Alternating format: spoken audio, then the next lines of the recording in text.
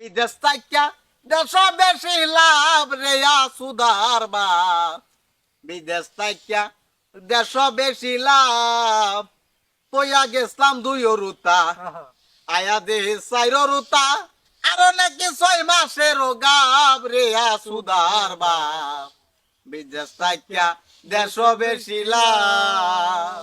এই আপনারা কি গান গাইতেছেন এটা জঙ্গল দাঁড়ায়? আপনি কি ভিডিও করতেছেন? অবশ্যই ভিডিও করতেছেন, আমরা তো পারমিশন লইছেন না কিছু। বাতিদা গানের মর্ম তোর বুঝছো না কি বুঝবো কইছি না। ভালো করে বুঝায় দে। বুঝাই দেন গানে কি আচ্ছা, যে গানটা কইতাছে, গানটা মর্মটা হইতেছে তোমার আমরা অনেকেই তো দেশে থাকি বা দেশে থেকে পরিশ্রম করি, এরপরে কিছু টাকা পয়সা জমাই, পরে জায়গা জমি বন্ধক দিয়ে বিদেশ যাই। হুম বিদেশ যাওয়ার পরে কি করি, 15,000 20,000 25,000 টাকা বেতনে ভাই, 7 থেকে 8 লাখ টাকা ভাঙ্গা যায়।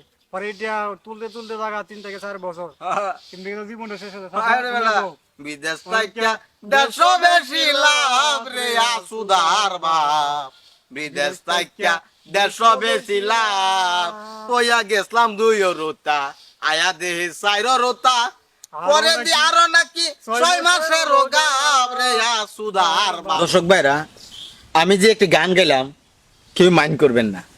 গানটা হলো, উদ্দেশ্য হলো, দেখেন বিদেশ সবাই যায়, গেলে কিন্তু 5 থেকে 6 লাখ টাকা দিয়ে বাইরে যাই, কিন্তু গিয়া কত টাকা বেতন পাই? 20 থেকে 20,000 টাকা।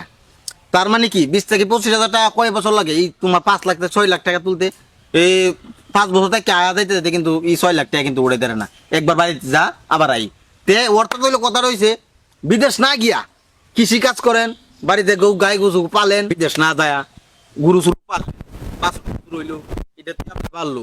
আর একটা কথা হইছে, বিদেশ গেলে দেখবেন বাপ মা আত্মীয় স্বজন মরে গেলে কিন্তু আয় কি দেখতে না, কিন্তু জানাজারও দিতে না। এতে করে এই জিনিসটাই গানটাকা হইলো, বিদেশ থেকে দেশ বেশি লাভ ওরে আসুদার বাপ। মানে তুই গেছলাম 2 রুতা, মানে 2 বছর তুই গেছলাম, আয় দিয়ে আবার 4 বছর পরে দিয়ে আরো 6 মাসেরও গাপ। তার মানে কি বিদেশ থেকে আমার দেশ হই ভালো, বুঝলি নাকি কইছি? হ্যাঁ, তো কাম করলেন, গুরুও ফাললেন, বাপ মারও দেখলেন, কি মূল্য আত্মীয় স্বজন জানাজাও দিলেন। এই কথা রয়েছে এই জিনিসটাই ভাই ভালো।